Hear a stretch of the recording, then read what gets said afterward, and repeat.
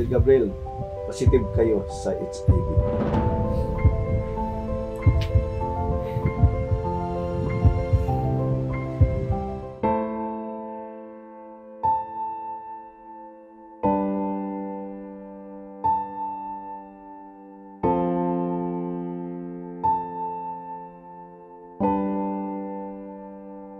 Sino kaya sa mga customer ko ang nakahawa sa akin sa sakit na ito? Bakit ako?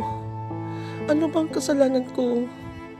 Ang gusto ko lang naman, maging isang mabuting anak. Ang akala nila malakas ako pero hindi. Natatakot din ako. At bakit hindi ako mangingialam? Eh, pera ni Gabriel ang nilulusay mo!